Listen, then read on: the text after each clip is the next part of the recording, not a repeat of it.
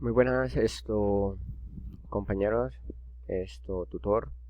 Mi nombre es Ronson Lizarazo Bando, estudiante de la Unidad de Ingeniería Industrial. Aquí está mi documento.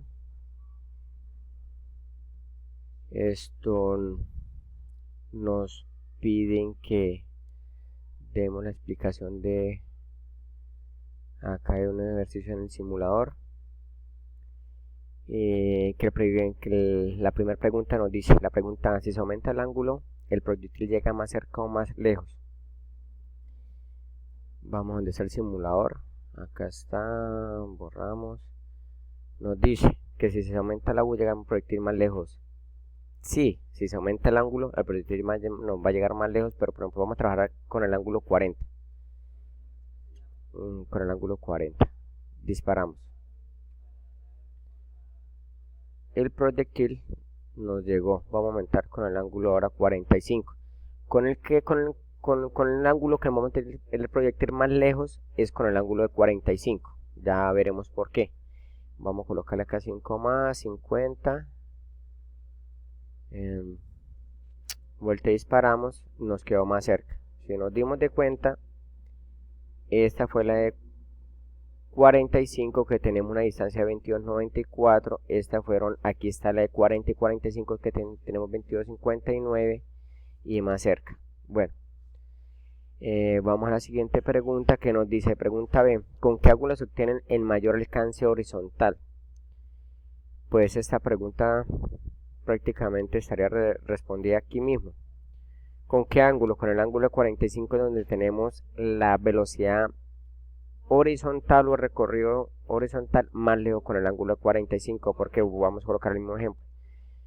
Tenemos una de 45, de 40, disparamos, tenemos un recorrido aquí, vamos a aumentarlo a 45,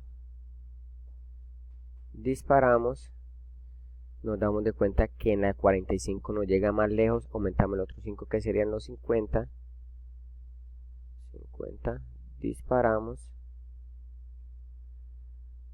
y vemos que nos está llegando más cerca, ¿sí? Entonces con el ángulo que tenemos el recorrido más lejos de 45.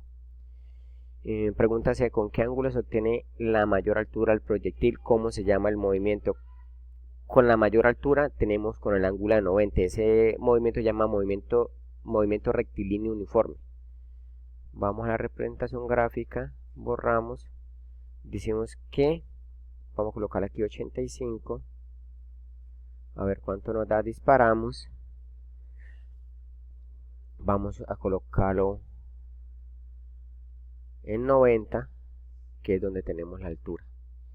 Aquí nos damos en el momento de 85 que tenemos una altura de 11 metros 38, y en la de 90 grados tenemos una altura de 11,47. Entonces con ese movimiento es donde tenemos la mayor altura, con el ángulo de 90.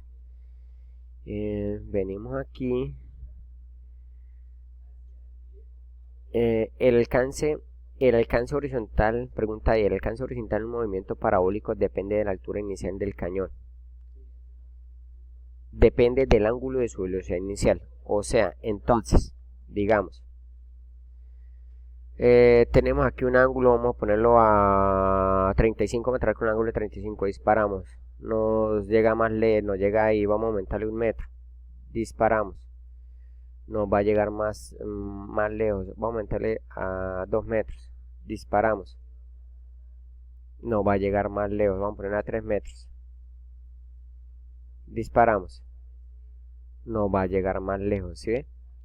Pero seguimos aumentando altura, nos va a llegar más lejos, pero si le colocamos velocidad inicial, nomás coloquemos aquí una velocidad de 17, disparamos, nos damos de cuenta que nos vamos a llegar más lejos. También tenemos aquí 15, y si aumentamos el ángulo a 40, disparamos, vemos que ya hay en ese momento nos vamos a llegar más cerca, ¿sí ve?